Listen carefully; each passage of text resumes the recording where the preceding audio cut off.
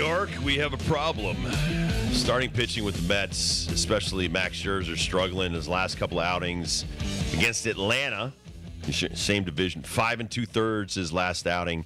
11 hits, 5 earnies. Did punch out 10. He's still striking out a lot of guys, but he threw 103 pitches, and that's a lot. And so he comes back against the Yankees. He's staked to a 4-run lead. He can't hold it. He ends up giving up 6 earned runs, gets 10 outs, 3 1/3, 7 hits. He throws 76 pitches, and he faced 19 guys. 3 fly balls. I look at some of these stats, and you may not understand what I'm saying sometimes, but the 5 ground balls, the fly balls, the couple of home runs, it's just not Max Scherzer. No. He's not throwing with the velocity. His breaking stuff is not cutting the way it normally cuts.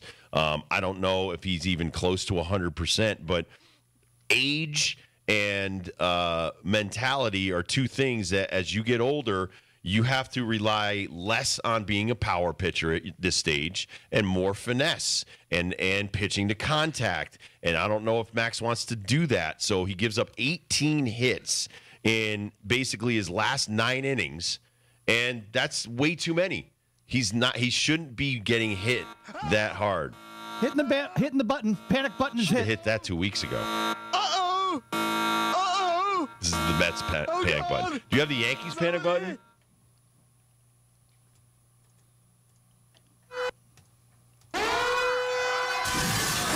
This is better. Oh, my goodness. This is Susan Waldman. They're running around crazy. Believe it, and I'm seeing it. John Sterling, he just got hit by another foul ball. That's right.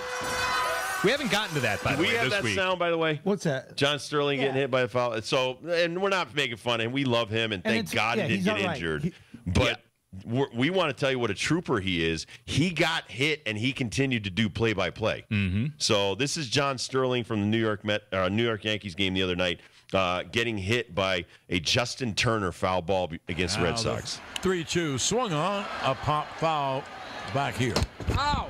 Ow! Ow! It really hit me. I didn't know it was coming back that far. So once again, it'll be a 3-2. And Holmes ready to deal. A ground ball at the third. So they finish up the game and then they react again. In time. Ball game over. Yankees win. Yankees win. Yankees win.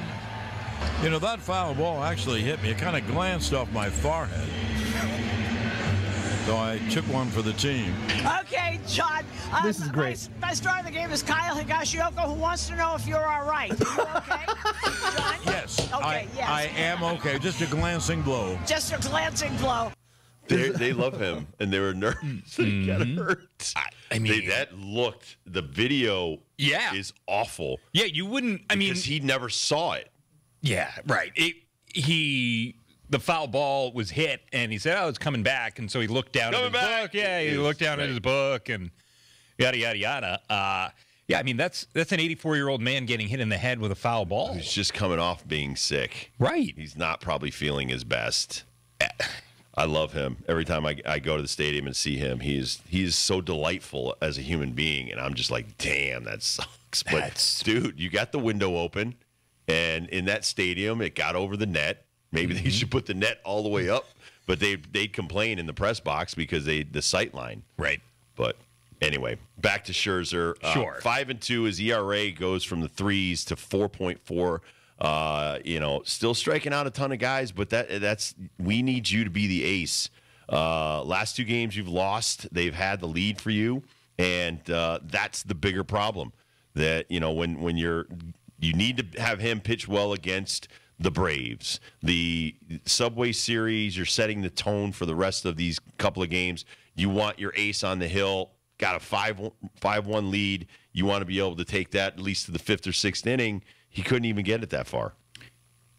The guy that's coming to mind as we're talking about Max Scherzer, and I'm not as willing to hit that panic button like Kurt might be over there in the room. I mean, Scherzer, because he's coming off a 10 strikeout game, then he only gets 2 strikeouts last night. I'm thinking in terms of what can Max Scherzer do or become. I don't know if he Well, I don't need him to become a total finesse guy. The guy I'm thinking of is Zach Greinke. Does he turn into Zach Greinke, who, from a 5-year, 6-year stretch? He doesn't have the stuff that Zach has. Right. Zach's curveball is one of the best I've ever seen. He's like Mussina. Mm-hmm. So I think Greinke's a Hall of Famer to me. Yeah, he is. But, when I think of Max is a Hall of Famer, but it's like, okay, Max, now it's time for you to maybe get a little bit more cut on your cutter, or maybe it's time for you to throw more change-ups and get something to sink the other way. Everything he throws is going left. And it's like, okay, you're a power guy. You're still throwing a lot of hard pitches that are very similar. I'm talking differential. If you're throwing 92, he should be throwing like an 80 to 82 mile an hour breaking ball, not an 87 mile an hour slider, because they're very close. And these guys they're not getting thrown off by his secondary pitches, is what I'm saying. So if my example of Zach Greinke isn't quite on the nose for Max throw Scherzer, a 60 mile an hour curveball to go with 90. Is there somebody who has had the pedigree of a Max Scherzer, especially that strikeout Clemens profile, developed a forkball, but he still kept the strikeout totals? Clemens was striking out guys more or less through his entire career, and if we're thinking that, but he Scherzer relied on a lot of his. Even Nolan Ryan got way more strikeouts on his cutter and his curveball at the end of his career than just blazing, trying to walk the ladder. Even though he did, and Clemens still was able to throw knee high, thigh high, belt high fastballs and get up there underneath your arms. Because that's the era of baseball that we're in terms of starting pitchers. It's funny where it's like, okay, we might have seen the last of the 300 win guys, and I think that's probably true. And, in terms of longevity, have we seen the last of the 3,000 strikeout guys? We might be pretty close to that just because of max effort over X amount of innings. But I think that the guys that are going to be able to prove themselves Hall of Famers moving forward are going to be guys that have those 6-7 dominant years where they can throw 100 and sit 100, and then they reinvent themselves over the second half of their careers. So I think we are getting to that point in baseball where the best pitchers are going to look totally different over the final half of their careers than they do in the first half, whereas, a Greg Maddux, day 1 to year 20, kind of look like the same guy. Well, and having played against Maddux when he was a young guy coming up in the minor leagues, he threw 95 plus, and he tried to throw by everybody. Didn't really have a great secondary pitch. By AA, AAA, he develops a good cutter, a good curveball, and a sinker. Didn't use them as effectively in the minor leagues as he did in the major leagues because he got up there, and Sutcliffe and a lot of the other guys that didn't have his stuff, but cerebrally – they were able to teach him, dude, you got to pitch. Mm-hmm. You're not just going to throw up here, if you want to survive. And so then he started using that sinker to cut it from the lefty's batter's box back over the plate. So run it back over the edge on a righty. And that also gets you ground balls. So that's even how I got successful, was pitching to contact. So Scherzer's still trying to throw it by you so you can't make contact. Right. So what I'm saying is he had 5 ground balls and 3 fly balls. Okay, and those were the outs. Plus 2 home runs. And the 2 home runs. 5 so it's really five fly balls, 2 left the building. Yeah. So he's got to become more of a ground ball guy. I don't care if that's a 2-seam fastball. I don't care if it's some kind of changeup that's down. He can't try to elevate a fastball that's not blazing anymore.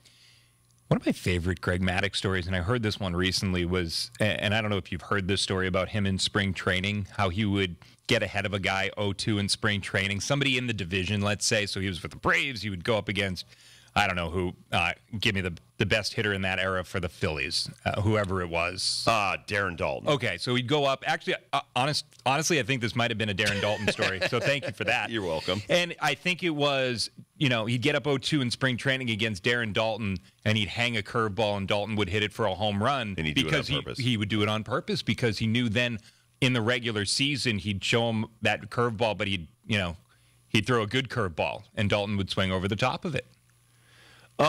Spring training, I didn't throw a lot of breaking balls at all. I didn't want to show you my breaking ball. Even in my own teammates, I laid it in there. I honestly, for me, I wanted to lock in the strike zone a little bit different. Didn't worry about pitching to contact as much when I got into games because my brain worked on, when I first came up, I'd come in second and third, no outs. Second and third, 1 out. How do I try to get out of it? And sometimes you have to think, I got to throw a fastball up to pop them up or strike them out. or I've got first and second with one out. I'm one pitch from getting out of this jam. I'm going to throw him a slider on the black for a righty. He's going to ground it to Barry Larkin, and we're out of the inning. And when it works, it's very humbling. And I think that Greg Maddux, as he developed and a lot of these great guys developed, they realized, listen, I can pitch to contact as much as when I get ahead, put guys away. Like, I've told this story many times. You had Smoltz, Glavine, and Maddux on the same team.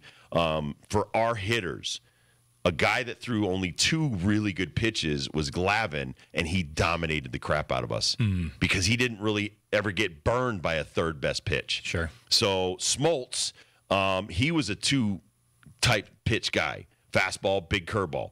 And our guys, they lit him up because most of the time he got beat on his fastball because he was trying to blaze it by you. So what I'm trying to say is Glavine and his 300 wins and 200 losses, I still think is one of the greatest careers I've ever seen. Did it predominantly by locating fastballs to set up a changeup that a lot of times, even though you're going to make contact, it's going to be weak contact that's on the ground to your infield. And that's why Glavine was so successful, even in a jam. Greg Maddux is successful in a jam because I'm going to throw one pitch right here. I'm going to make you hit a decent-looking pitch, but by the time you swing, it's either at the end of your bat or in on your hands. Mm-hmm. That's pitching, and Scherzer's capable of doing that.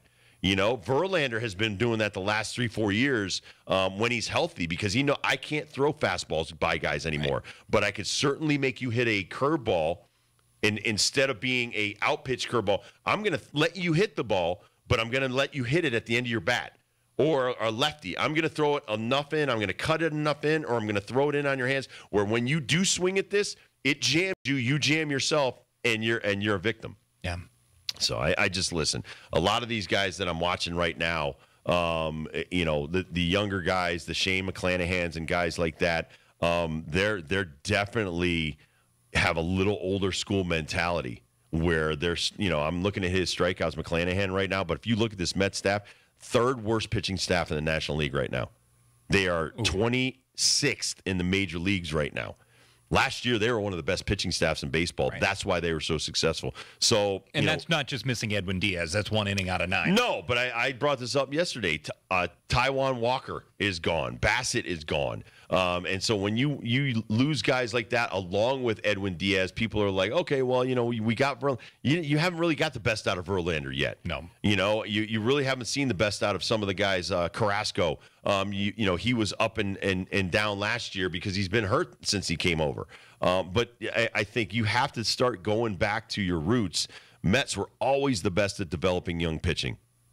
Always the best at developing young pitching. You don't see a lot of their young pitchers ever coming up to the big leagues anymore. You see a lot of their everyday players coming up and being pretty good studs, but Alvarez, the latest of that trend. But it's been a while since I saw like some guy come up like the Rays, like these McClanahans and these other guys. Now, Glasnow was a trade from the Pirates, but that was a great trade. You picked off a young guy that hadn't developed into the all-star that he became. That's good scouting. This is what we talked about Bill Ryder with. Scouting, not just drafts, scouting other people's minor league systems to pick off people that, okay, I'll give you this big name player that we don't want to pay anymore or is past his prime for 2 studs from AA or A ball. That, to me, is a great trade. In showing, and it's studs from AA ball in your mind. It's not guys that are, it's finding guys outside the top 5 of a system and saying, okay, the Yankees got these 5 guys. We're never going to get them. So who are their 6 through 30? And let's try and let's find 2 of those guys. I'm not going to give you my 1 through 5. Right. My top prospects. But 6 sounds pretty good. But you pegged him to be a top prospect. Yeah. They didn't. Mm-hmm. So you nailed it. So I look at listen, the Dodgers are amazing. The Dodgers continue to pump out pitchers. They've been doing that since before my time. You're talking 60s, 70s, 50s, 60s, 70s. Have you seen this thing about 70 the Dodgers? Years of pitching. The AA, their Tulsa Drillers right now, that the Tulsa Drillers starting rotation is the hardest throwing starting rotation in baseball, ahead of the Miami Marlins. So the Dodgers, they're going to keep coming at you. And obviously they're 2 levels away from the big leagues, AA, so you don't know how that's going to translate. But certainly being the hardest throwing group of guys in professional baseball and doing it in Double-A, it's certainly you would expect one or two of those guys to certainly plug into at least the 4-5 spot in those in that rotation in the next couple of years, and you're probably going to hit even higher on one of those guys. Top 15 teams pitching wise, some of the teams that are leading divisions and things like that. The Rays are the third best one in the American League with a 3.5 ERA, but it's very close. The Astros lead baseball with a 3.28. Twins are 3.54. And the Rays are a 3.56. But then the Yankees are right there. The rotation's been doing a great job. Padres, see, their offense has been killing them because they have a 3.7 ERA. But you look at the Guardians, Braves, Rangers. The reason why these teams are where they are now, it's surprising that the Orioles and the Pirates are 14 and 15 as far as ERA over 4. But that just shows you that their resilience, their bullpens are very good. Orioles have one of the best bullpens in baseball by far. Their last couple of guys that are down there throwing 100 miles an hour and throwing strikes. But for the most part, all of these rotations in the top 10, most of those teams are right by the top of their divisions. Yes, a lot of it is pitching. A lot of it is guys that are able to get to the fifth and sixth inning. Quality starts. I'm not impressed by quality starts, but if you look at all of them, they're all around 30. The only team that doesn't is the Yankees because the Yankees have the best bullpen, again, one of the best in baseball. They only have 19 quality starts out of 68. That's not a lot. No. And it's not getting into the 6th and 7th inning a lot. That's going to hurt their bullpen down the road. Correct. And if you're built and you know, okay, this group of guys, we're building a team around 4 or 5 inning starters, the Rays have done that. The Rays have gone through seasons where they've exceeded expectations. They've been more successful than you might expect because they've gone with the opener and then they've given you 4 or 5 innings. I mean, if you go into the season and that is your plan, it is doable. It's not traditional, but the Rays have shown recently that you can do that, so that's where the quality start number might be deceiving, but the Yankees aren't trying to build in this way. The Yankees are coming into this year, and they desperately would love guys to go 6+ innings. They just aren't doing it right yet. I want to circle back to my one more thing from yesterday. We talked about Jordan Lyles, the Kansas City Royals. He's 0-11. He picked up a loss again last night. Gave up 5 runs. Gave up 5 early runs to the Cincinnati Reds, who hung on for a 5-4 victory. So Jordan Lyles, with over 90 team games still left to go, he's 9 losses away for the Kansas City Royals from being the first pitcher in 20 seasons to have a 20-loss season. We didn't get into the Oakland Athletics or the Boston Red Sox. We didn't have enough time, but continue to watch the Oakland Athletics, man. Yeah. They are 19 and 50.